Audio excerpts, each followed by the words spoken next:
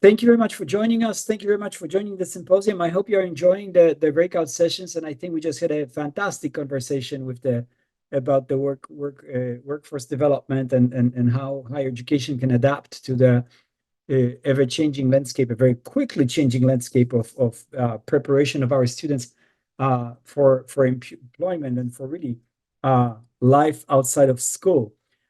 So that's where we are. And this just so happens is really a continuation of that discussion.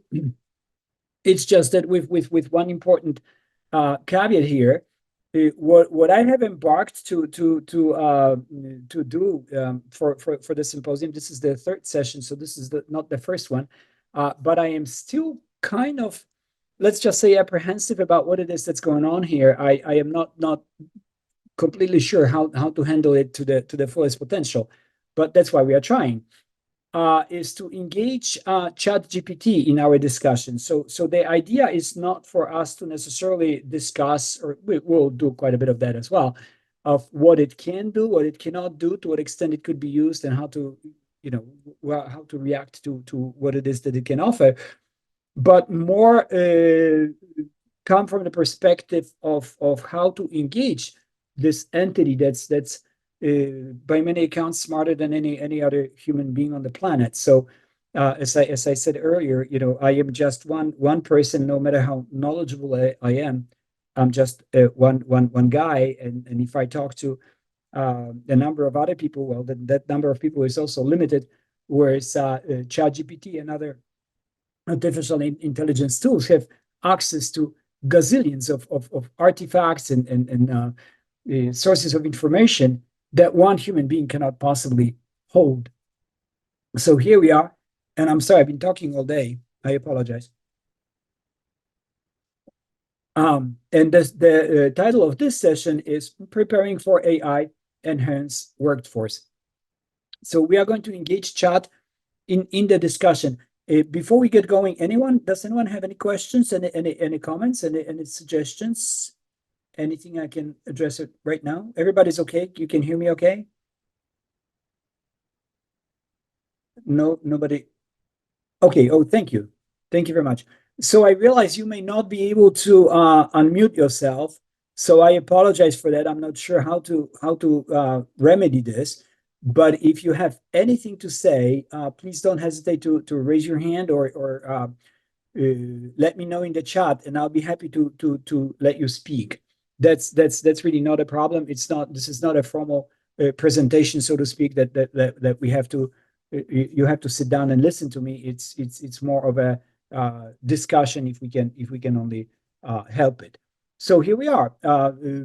All of us are here to talk about the importance of AI and the training, the workforce development, which is again extension of the panel discussion. And we do have this entity with us that's going to talk to us. So I'm going to go ahead and share my screen first of all with you. I'm going to share my sound, which is important, so that we can hear everything. Okay, and everybody can see the ChatGPT interface, right, on your monitor or screen of any kind? Okay, thank you. Thank you very much, Fanny. I really appreciate the thumbs up. At least I know that I can somehow communicate with you all. So thank you very much. Alrighty then.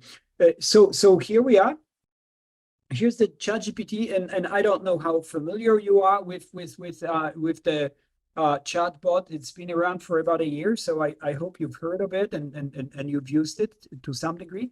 The only thing before we get going that I would perhaps advocate for is ChatGPT is available on your phone. You can download that app if you haven't tried it yet. Please don't hesitate and do it.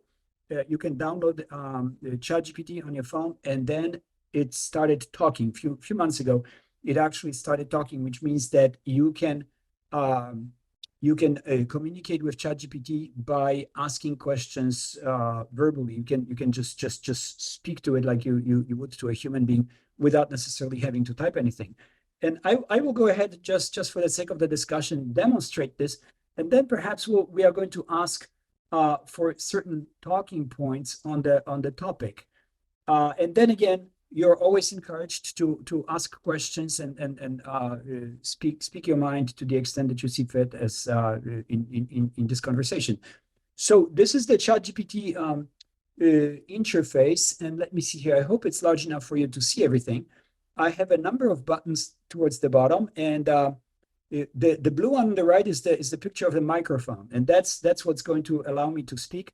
On your phone, it looks quite different, and actually it's easier to talk to it on the phone. The voice is not as robotic, and it's just an easy thing to do.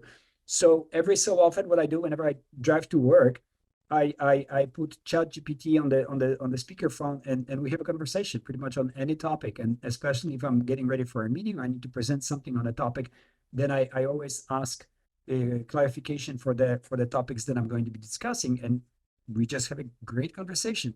So here we go. Let me try this. Hello, good afternoon. We are higher education professionals would like to discuss the topic of the impact of artificial intelligence on higher education and workforce training. Could you please give us 3 talking points on those topics? And I can just demonstrate Good afternoon. how it The talks. impact of artificial intelligence, AI, on higher education and workforce training is a multifaceted and rapidly evolving area. So I can just mute it. We don't have to listen to it, but it's an option. If you wish, you can. The beauty of it is it's both true with the iPhone app and the PC version is that as ChatGPT responds, it generates the voice. And again, on the phone, it sounds much more like a human being. This is kind of like robotic, like sounding on the computer. So you can again try it on your phone, try it on the iPad. But also there's a transcript in the background. And again, this is generated instantly, so you can take advantage of it simply because then all you have to do is really highlight it, copy and paste it, and ask clarifying questions or moving the asking ChatGPT to create a presentation, elaborate on the topic, give examples, provide further insights. It really is a number of unlimited choices. I just would like you to be aware of that. This is what's possible. So now let me see here. When it comes to one thing that I think I need to also remember is that when you ask a question of ChatGPT and it doesn't know exactly who you are or where you are coming from, what happens is that you're going to get answers that are quite elaborate. It will just spit out unlimited number of sentences for practical purposes. It does stop at some point, and it's just that it's sometimes difficult to manage in such a large quantity. So the best thing, so in this regard, it does not really behave like a human being. Well, then again, there are some people who like to talk no matter what. Then what I asked ChatGPT, and I said, hey, I'm about to prepare for this presentation, and how do you want me to handle how I ask questions of you? Because we certainly don't want to be listening to answers to answers that are just too lengthy. And ChatGPT itself suggested that that I specify the parameters of the discussion. So what I can do is say, I would like 3 talking points. I would like you to respond in less than 3 minutes or less than a minute. Then maybe something like, please respond in 300 words, things like that. So just keep that in mind as you interact with the chatbot so just so that those conversations are manageable. Then always again, don't look at it like Wikipedia. We just discussed Wikipedia in our previous session. ChatGPT is not a static. It's not a written in stone web page, written in stone. it's an entity that acts, reacts, and behaves pretty much, well, let's just say very it's very similar in its interaction with us as a human being. So you can always ask a follow-up question, and when you ask the same question twice, you're not even always assured that you're going to get exactly the same phrase as an answer. So you may be getting answers that are on the topic, obviously, but they may be phrased differently. So ChatGPT is going to respond to you using different words, different vocabulary. Then again, if you specifically ask, please talk to me like I am a high school student, or please talk to me like I'm a PhD student, things like that, depending on your educational level, whatever is that you wish, then ChatGPT will be happy to comply. I've tried, and it works. So going back to our the topic of our discussion, which specifically is preparing for the AI enhanced workforce, uh, let's see what ChatGPT has to say. So first of all, there is the curriculum and skill development, and I think those two come together quite well. And again, I am just still under the impression of what I heard during the panel discussion, that really, when you think about it, we have historically been teaching those content areas, right, such as philosophy, psychology, biology, geography, and whatnot.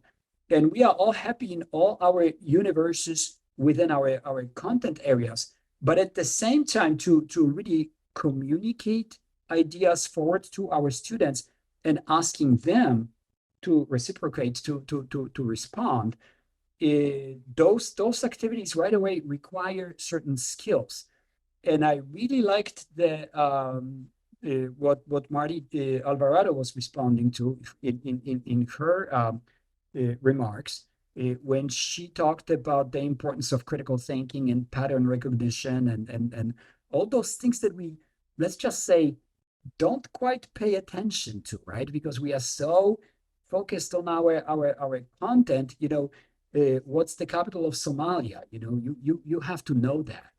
But see, if you were to somehow geographically align Somalia with other countries around the globe, then that would probably be a different way of looking at geography if you were to do it along the equator, or perhaps looking at the geographical position that's similar or different, and so forth, making those comparisons, looking for patterns, looking for things that reveal other things rather than pronounce the obvious. I really like that there's just so much that we teach in our when we interact with our students. We just don't pay attention to those things very often, because again, we have so much material to cover, right? We have so many things to make sure that our students are aware of. So when it comes to the curriculum development, what our students will need is not necessarily the geography skills. They will not necessarily need the psychology skills all the time. They may not even always need math skills, but each one of these disciplines is going to help them develop communication skills and problem solving skills. And again, this awareness of patterns, right? That everything around us, uh, all our realities are composed of certain patterns, that we perceive ideas, our realities, through certain lenses that have been embedded in us because of our upbringing and education. So curriculum and skill development would be one, again, variable, at least again, according to what ChatGPT is suggesting. Then we have research and innovation in education.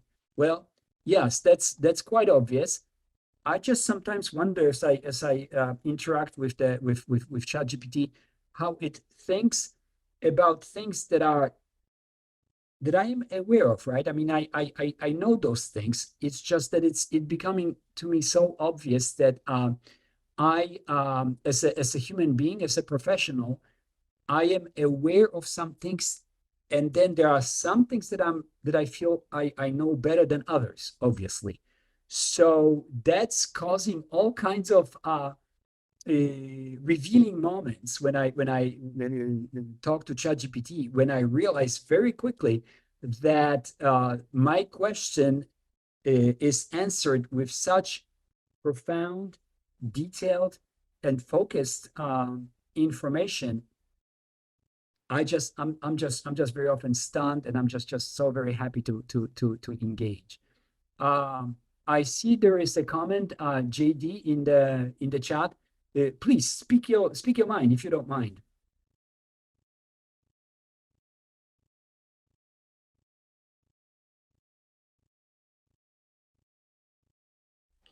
Okay, Okay. we unmuted you. Sorry. No worries. Um, it just seems to me that when we're talking about the working world, very often what we teach is discipline specific. And yet in the working world, people have to be able to integrate their knowledge. And we don't do a terribly good job of that in higher ed. We may have a few capstone classes, but typically it's the very last class in the very last semester. And until that time, we're segregating the information as though, that's the way the world works. And it really doesn't. It just does in higher ed. So I think that ChatGPT, because it does have such a broad base of knowledge, can help us with that integrative piece that I believe businesses have been criticizing us for over the years. Absolutely. That's a brilliant observation. Absolutely. In this context, this is exactly what we need to be talking about. And when as you were speaking, what comes to mind is again going back to this connection between curriculum and skill development. See, let's just say that there are literary pieces, right? My major is English, so perhaps it's easy for me to talk about those things. But I tell you, I believe that literature, reading of books, has taught me quite a bit about life, how to approach it, how to navigate it. And those were not always necessarily, self-help self-help books, right? Those were not things, how do you handle your relationships, or how do you respond to your boss, or how do you manage small group discussion? No. This had more to do with Charles Dickens and William Shakespeare. And those readings really have shaped who I am, I must admit. It's just that I am not really sure, JD, to follow up on your comments, how many of us actually take advantage of the discipline to spotlight how the skills, competencies, understandings, and convictions that we develop in those courses, how those help us later in life, or how they could help us. We just don't do it. And you are absolutely right, Gigi. That's why we are being criticized for this, right? Because there isn't, it's not only employers, obviously students, why did I spend so much time in this classroom? What am I getting out of this? I went to this, astronomy class, and I was shooting rubber bands for the most part, Then there was this physics class, hey, I sat in the back row, I slept all semester through. And that should really not be the case. I think we can do better when it comes to building the links, the bridges between the discipline, the contents that we are teaching, again, through the understanding that content is projected in certain way, right? Content is demonstrated. The content is needs to be understood and attained in certain ways. So students need to be ready for our content. Students needs to know how relevant it is to their current academic and future professional life. So these things we just don't I just don't think that we do enough of this. And I think I agree with you to the point that ChatGPT can help us address these. If you were to again ask ChatGPT, you are going to get an answer how to create those links. And as long as we pay attention to them, I think we are on the right track. So thank you very much for those comments, JD. I see that Stephen is ready with more comments. Let me see here. Stephen, if you could please, if you can you raise your hand? Oh, thank you very much. Look at this. I really appreciate it. See, I found you momentarily, and now you get to speak. So thank you for joining us. So one of the things that I've noticed with my colleagues who are also using GPT to do some of the more student-facing tasks is that they're asking it to write to a college audience, but a general college audience that GPT has assumptions about doesn't match our student audience. And so our student population, we're very urban. Our high schools don't produce college-ready students in the way that GPT thinks they do. And so we typically write most of our student-facing documents at the 9th to 10th grade level. And so when we had put in prompts to GPT, it's providing elevated levels of rhetoric that I think most of our students don't really get much out of. And so we've been training our GPT models with our actual student data to say, here's the population we serve, here are the kinds of issues we're expecting to see, and it's producing much better content for our students. They understand it better, they're engaging with it more. And I think that that skill set of determining how can I make a GPT or an LLM do what I want it to do is the kind of thing that would be more marketable in a workplace, because when you go into a business that's planning to use AI to generate content, that's how you target its actual production. And so giving them those skills, telling them here are the kinds of questions you should be asking. And I do it I also teach composition, where I tell it, here's an appropriate level for ideas. Like, I'm not looking for things that have developed through extensive research. I'm looking for a casual writing topic, and it will limit the scope of how deep it dives into its data banks to find relevant topics. And those are things that students can then take and not need to go in and do more research on their own. They can just start brainstorming on their own. And so that level of how to engage with the tool, instead of just using it to do something, but understanding how it works and how we can tweak it, I think that's the most marketable skill that I've been able to give to my students, or at least to show them I've used. And I hope that that's what they're getting out of my classes. I need to do more like actual research to find out if that's what they're taking away. But that, I think, is the thing that they can then show to employers and say, I can make this do for you what it did for me in my college classroom. Absolutely. That's right. These are very, very important points. I think that historically, as faculty, as teachers, as education professionals, we are simply used to the idea of a teacher in the classroom, right? So you can imagine it's been what, hundreds of years, right? Back in the Middle Ages, let's say, there was a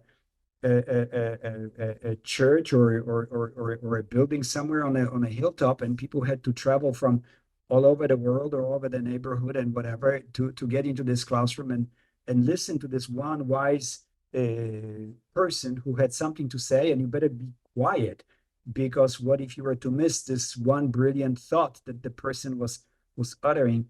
And I think that's been perpetuated with us for hundreds of years, and probably that's why we have classrooms that as we have them today.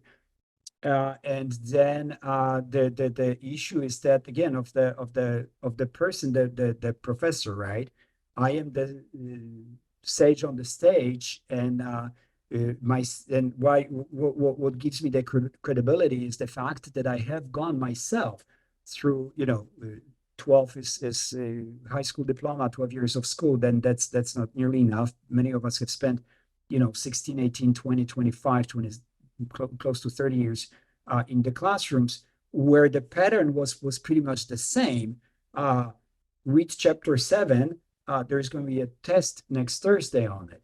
So if you think that this is what you've done, and now you are where you are, you are responsible for a group of students in front of you, and you need to be engaging them in educational activities. Well, what do? You do what you have been taught. What else can you do? There isn't really nothing you can think of, because this is how you were taught, and it obviously worked for you. Why wouldn't it work for anybody else? And again, I think ChatGPT, just like any technology that's out there, reveals, tells us something about human interactions and how we as human beings behave, considering that ChatGPT is ubiquitous, is there for the taking, and it's again, it's something that can be accessed on our phones. If nothing else, students have this tool available to question every single statement that the professor makes, right? Which is something that just well, as we know, it's just unprecedented, right? It couldn't have happened, uh, even last year for that matter, right? I mean, you had to go to Google, type something up, and then do some research. Uh, As you know, Google gives you, 2.5 million pages on a topic. You go ahead and sift through them, and when you get your right answer.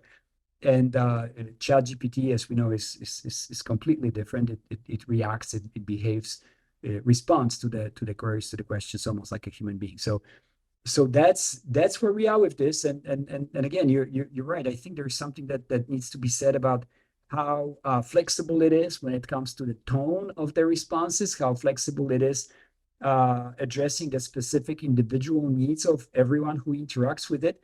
And very, very, very true, Stephen, when we talk about utility of the tool in the workplace, well, what else is out there? So as a matter of fact, it may be to our students' detriment if we think that we are still the only brokers of the knowledge in the classroom, and we shall prohibit use of phone or computer or ChatGPT. Oh gosh, in the classroom, because this is going to undermine our authority and our the position in the classroom as instructors, as faculty of record responsible for student learning. So if that's our approach, then yes, we are always going to struggle, and our students, as a matter of fact, will feel at some point as not getting things done as their counterparts who took ownership of ChatGPT and used it to their benefit from day one. So those are absolutely very, very, very important considerations. So thank you very much for bringing them up, Stephen. So research and innovation in education, and then we have job market transformation and workforce challenges. So let me see here. What I could do is ask again ChatGPT to please elaborate on this point. And let's see what it says. Again, just so that I don't have to, not necessarily that I don't need to be talking about this, but more to demonstrate that, again, we have this agent in the room who can give us information that we could discuss further, take it to the next step. So please don't hesitate again if you have any questions or okay, thank you. I'm looking at the chat. It's all there. Yes. And then so ChatGPT tells us again 3, 4, 5 talking points, and since it keeps talking. So when you are driving in the car, you can always stop it if it becomes too much. But for the most part, as you can see, it does stop at some point, and then you can just kind of like go from point to point, discussing whatever is of interest, whatever it is that you need to focus on. So automation and displacement. So please take a look. One of the most important immediate impacts of AI on the job market is the automation of certain tasks, particularly those that are repetitive and routine. Those of you who again attended the panel discussion, you've heard it. I believe this was exactly one of the questions that was asked of the panelists. And again, when you think of preparation for the job market for employment, there is really much more that needs to be said about what it means to be prepared for a job, right?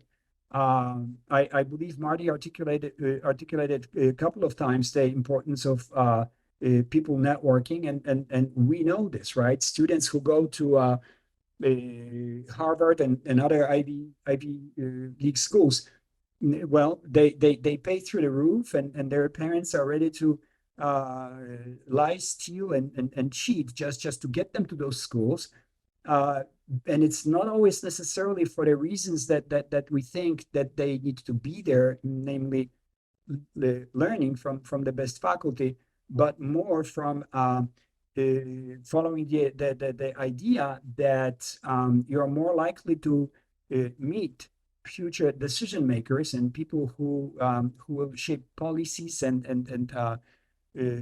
will be the movers and shakers on the world in the near future. So it would be good for you as my offspring to rub elbows with those people rather than go to community college and hope that you're going to have to meet some friends that with whom you're going to spend the weekend or summer vacation and whatnot. So those are different approaches, and again, those were somewhat unwritten rules, I suppose, in higher ed. But this is something that we live every day. We do hear those stories about Ivy League schools that in many ways don't always meet our expectations. But when it comes to networking, that's always a hot topic of discussions. So when it comes to the automation and job displacement, there was this topic about in our panel discussion, there was this discussion about the jobs that are low-level skills and those that are high-level skills, and there is nothing in between. And again, ChatGPT can probably help us bridge that gap. And as far as students who are leaving our classrooms are concerned, they are the ones who need to know where to find the jobs, how to network with other people, what are the skills and competencies they need to have to navigate not only their daily lives, but the future careers. So again, it's not anything that we can scoff at. We cannot dismiss it. We cannot put the lid back on it and pretend that it doesn't exist. Our students will need artificial intelligence to survive. This is just part of our reality. The emergence of new job categories, well, alongside automation, AI is creating entirely new careers of jobs, right? We talked about the knowledge gig economy. And those things I just, oh gosh, as you know, we spend hours, countless hours talking about how we are being impacted by the sudden, very, very rapidly occurring changes in technology. Again, a year ago, we just couldn't do things that we can now with ChatGPT. Now, please check out YouTube, check out Google, type something, like how can I make money with ChatGPT? And there is just gazillion of options. I never thought that this was possible. But starting with blogging and vlogging and really creating tasks and identifying market niches that are there for people who are using ChatGPT for their own benefit to simply make money online. Sky's the limit. There's just so many different possibilities. And to be honest, ChatGPT will identify them for you. There's some instances here and there where people are asking ChatGPT, how do I make money using ChatGPT? Or I have $1,000. What do I do now to be a millionaire in 2 years? And ChatGPT will tell you there's some plausible answers to those questions. So again, it's for us to probably first of all get rid of the fear of using the new technology. Number two, off the top of my list, would be really forget the history part, or use history to the point that that we've learned these lessons before. There were people who wanted to destroy technology from the beginning, and that's always the case. Whenever there is something new that shows up, there is always someone who is going to be resenting it. And then you can look it up. There's a whole bunch of jokes on the topic, where, for example, what was it? New York Times editors by the end of the 19th century, where telephone became a thing, they said, well, we would never use a telephone because we have so many boys who are running with messages around the office that who would pick up the phone, who would bother. The same was said about the personal computer. You know, we have the personal computer used to be the size of my living room probably, and you know, who would want to keep it at home? Who's got room for this? This is never going to take to get off the ground, and things like that. So reaction to technology based on our historical expectations and what we and what we think we are or who we are is actually a danger. This is something that you know, again, it's one of those skills that we need to develop, I suppose, based on literature and history, but again, from the perspective of not necessarily remembering authors' names and dates, but rather the messages, the foresight, the intellectual engagement that they manage to stir up in our brains as we plan what it is that we want to do next. So that those would be really good skills and competencies that we should acquire in our institutions, in our classrooms, so that we feel like we are ready to move forward, rather than try to find arguments why we should be defending the past. Skills gap and the need for lifelong learning. I think this is, gosh, I believe I just addressed that. And then there is the ethical consideration and human centric skills. So maybe I could ask you about this topic of ethics and ChatGPT in the context of preparation for the workforce. If you could please look at your own experience, and I'm not going to be necessarily pointing fingers, but I'm asking you a question of all of you. You probably, each one of you has a different idea about this. How has ChatGPT impacted your thinking about ethics, about what it means to be an ethical person in the classroom or outside of it? Could someone please speak to this, the issue of plagiarism and you know, how that transfers to the workplace, if at all? Does anyone have any comments on this?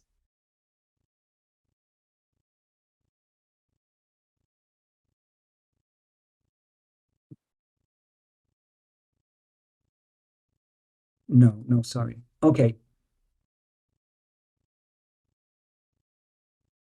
All right, shall we move on then? You just I'm really just asking for comments if you have any. JD, just a minute. Oh yeah, thank you so much. Please. Okay. This is still being sorted out in the court system. So it's not as though we have the answers amongst ourselves. A lot of it's going to hinge on how the courts decide to interpret intellectual property and the boundaries of intellectual property. And if there's enough money at stake and enough lawyers arguing, I promise you that what we consider intellectual property boundaries now will change in the future. I'm cynical that way, sorry. No, but that's absolutely true. This is an evolving topic, and you remember we just talked about this, right, in our previous session, I think, about Wikipedia, right, and Google and internet, all those search engines, right? What's going to happen next? So I don't think that we really should get too concerned about what is plagiarism at this point, beyond the fact that we want our students to be honest people. Honesty is important, but the literal definition, I do believe, is going to be changing. Interesting. Wow. I think I agree. I think that what it means to be truthful and an ethic person is going to be enriched by the multiple perspectives that just don't acknowledge as much, right? Right. I tell you, during those Friday SLO talks, the issue of, the bias and this Western way of looking at reality is brought up quite often. And I agree. I think this is something that we should consider. See, different people in different countries, different places in the world, Yes. interpret the concept of democracy differently, right?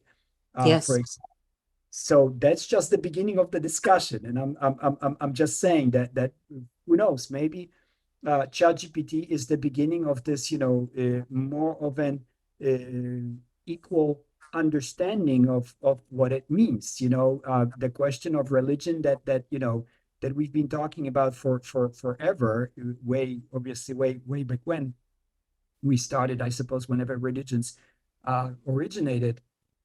There isn't any really uh, understanding that one human being is better than the other human. We are all human beings, and that's kind of like very revealing still to many people, even these days. So you're absolutely right, JD. We have our work cut out for us, how to navigate those perspectives that we really didn't know existed. You can go to YouTube, and there is a project, AI generated project, AI based project of reviving ancient languages. And you can listen to speakers of ancient languages, of ancient Persian or ancient Chinese or ancient, Swahili, and they are there. You can actually listen to it. It's quite interesting. It's very revealing. It's just stunning in many regards. And then you just kind of like start wondering, what is English doing here? Kind of a thing. Like why is that? So so again, we are going to have a lot of interesting discussions, and ultimately, I mean, there is an effort to find, or what was it in you've heard of, Doctors Without Borders, or libraries without borders, things like that. But with the gig economy, there is some efforts to uh, create jobs regardless of the borders, right? Because now immigrants, for the most part, migrate because of economic reasons, because of safety. And if you were to create jobs that are internet based with people in other countries, then maybe they will not have to move. So that's it. Again, one of those topics. I'm sorry, just blanking out of the name, but there is something like employment for abolishment of international borders, or something like that. I really don't remember that. About a week ago, someone sent me a link to that organization. So that's just again very very very revealing, because when we think of industry, about workforce and workforce development, again, there are all kinds of different opportunities all over the world. We just don't know where they are, because all we are focused on is, what's the job downtown LA that I can have here in Southern California, right? That's going to get me as far as I can financially. And this is what's driving the discussion in my neighborhood, in my spheres. But in reality, our lives on this planet are just much more complex, and here we are. They are at the fingertips for us to explore.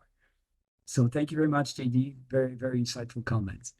The next one, well, there we go. What do you know? It's global competition and workforce diversity. So we are going to look into more of a globalization of everything that we do. It's collaboration between education and industry. Again, building the bridges and links between what it is that we do and what the employers are expecting of us. One thing that I suppose could be said here is more about the agency of our students when it comes to choices. And then really, I don't know if we talk enough, or we talk to a sufficient degree about business support, right? So those students who don't fit, we hear those stories, you know, and Bill Gates comes to mind right away as a person who dropped out of Harvard to set up Microsoft. That's you know, right now the one of the most powerful corporations in the planet. Well, what about others, right? What about those students who like to do something that is not always necessarily taught at school, and even if it is, it does for their vocation, for their job, for their business, no degree is required. They are already ready to go. So that's something that again, in our psychology, English classes, history classes, it's just not articulated very well. So that's where we are. So let me see here. Now, the next part that I think I would like to address would be the part that I think JD just alluded a little bit is the equity in job training and higher education. And I am going to again ask ChatGPT so to stir up the discussion. And what I'm going to do is let me see if I can articulate this.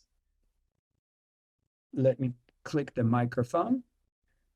Please give us 3 talking points about equity and access to higher education and workforce training and employment. And let's see what we are going to get in return. And this is kind of like, you know, again, when I was getting ready for this presentation, I thought that I could prepare a series of slides like I always would, right? Before ChatGPT, I suppose, where I would have those talking points and then I would be speaking about them. But I think that it makes more sense for us to get used to the idea that we have this tool that's just so absolutely so powerful that it's in many instances it's difficult to comprehend that it's at our fingertips, and yet we are just used to the idea of having to work through certain problems, right? Unless our students, I think we heard it in the previous sessions, unless our students read the original book that's 6, 7, 800 pages, then they really don't understand the topic.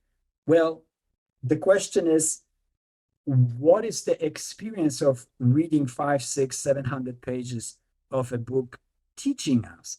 And then at the end of the day, what is the retention of the information from that book?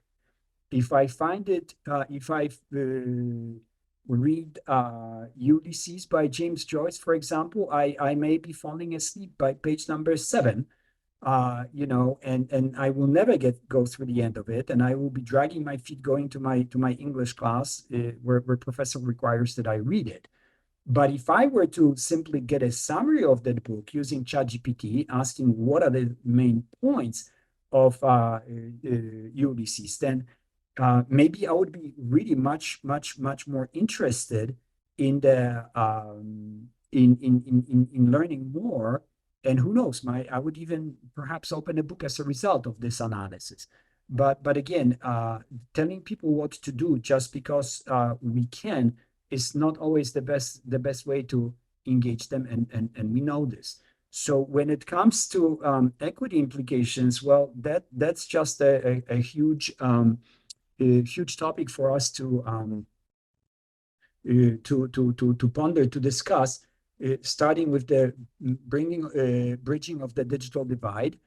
As I think we just mentioned this, right? That there are it was in the previous session, that some of us will have access to ChatGPT, and again, I happen to be in a position where I can afford $20 subscription, $20 a month subscription to ChatGPT, and I have access to all those magnificent tools.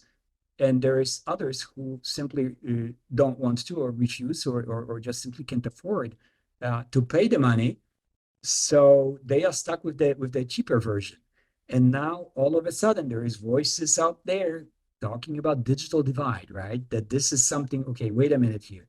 Why can't I? Why can't we? Why isn't it happening for me and for my neighbors when you can, we cannot access this information?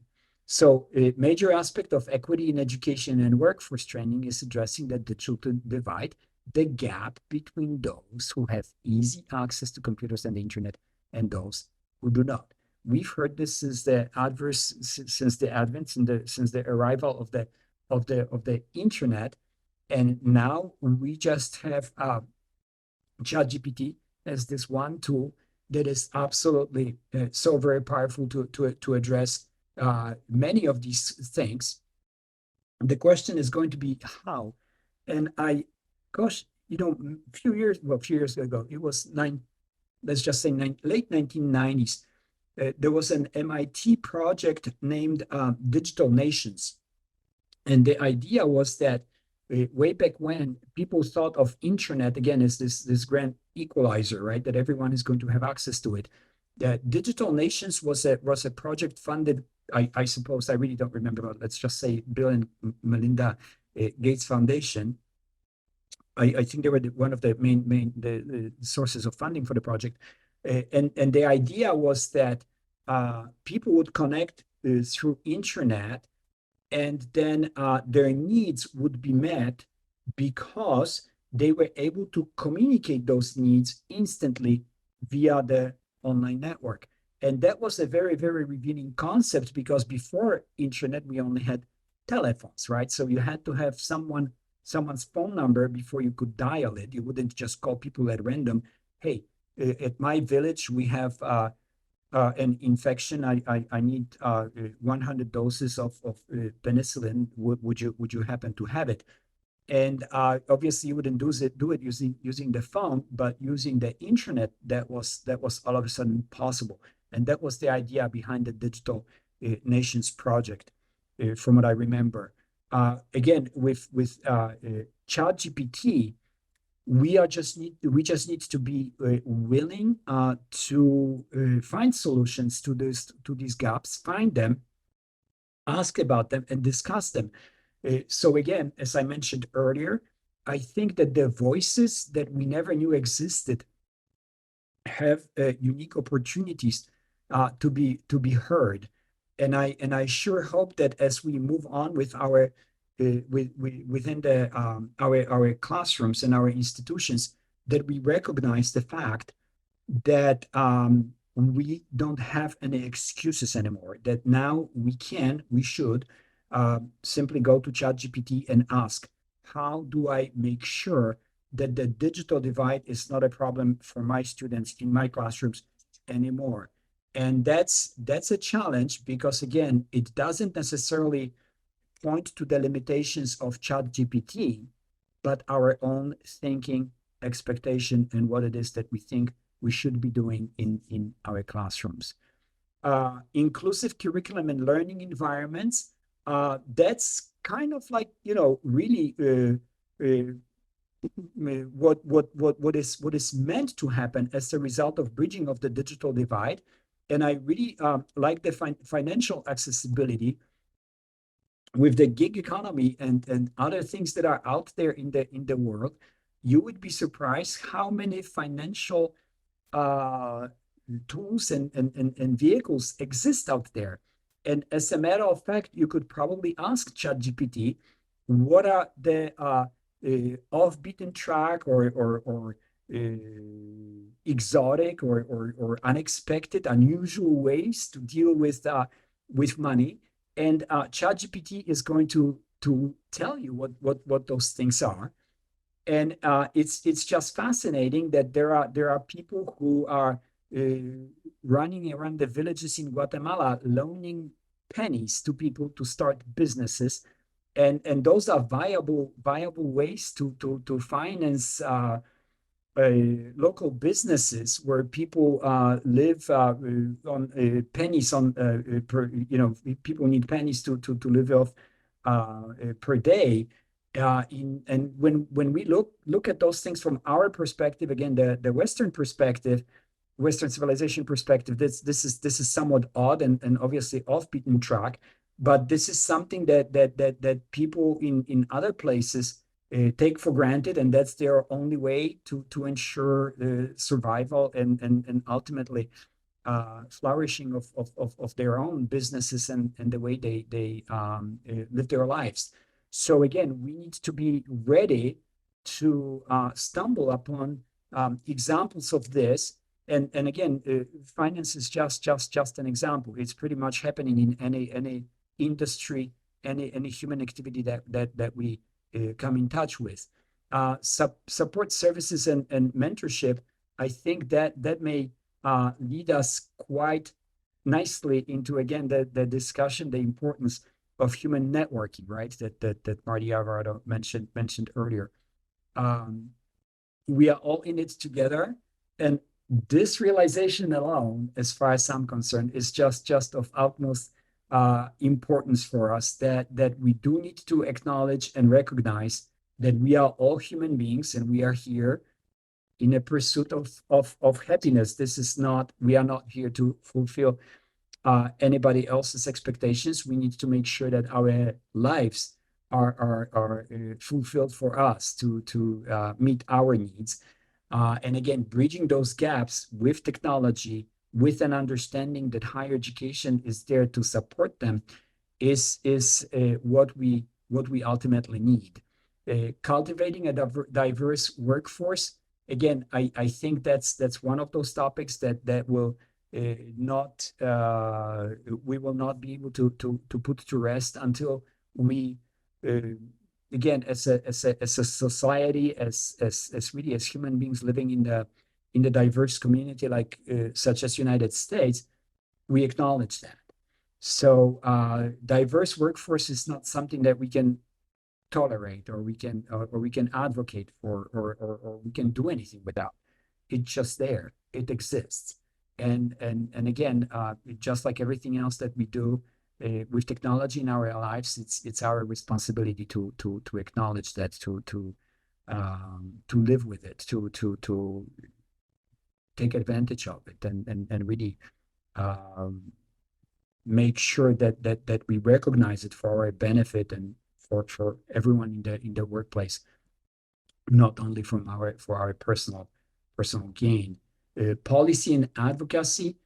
Promoting equity in education and workforce training requires supporting policies at the local, national, and international levels.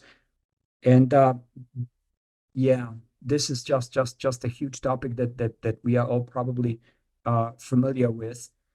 It's just that when it comes to higher education, we always, just like John Dewey said many years ago, over 100 years ago now, that education is a function of the society, right?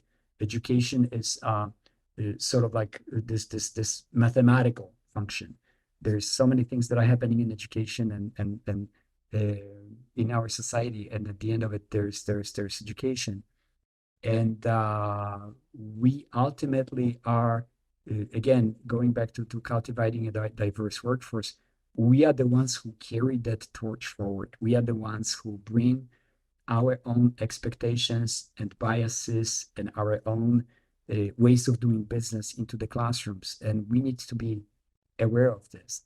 On the basis of these, we are the ones, we faculty are the ones who have the power to educate our citizens, our people who are going to be voting for policies and influencing decisions at all kinds of levels of government. Ultimately, the power of the classroom cannot be emphasized it cannot be emphasized more. So that's something that again, collectively, we need to realize that the power is ours. ChatGPT, other technologies are here to help us with that. So with that, are there any questions, any comments that you may have? Oh gosh, we almost 3 o'clock. Sorry, I wasn't paying attention to the clock. I was just running through the presentation. Please let me know. Any final thoughts, comments? Anybody? Are we okay? Constance, you're doing okay? Thank you very much for keeping your camera on. All right. Well, thank you very much then. It's 3 o'clock, so we are going to have a short evaluation session. Thank you very much for the discussion and thank you for joining me in this session. I invite you for next day tomorrow. We are going to have a number of conversations tomorrow about accreditation and faculty engagement. So I hope you can join us. Thank you very much again for your participation. All right. Yes. Thank you. Thank you very much. Thank you. Have a great weekend. I'll see you tomorrow.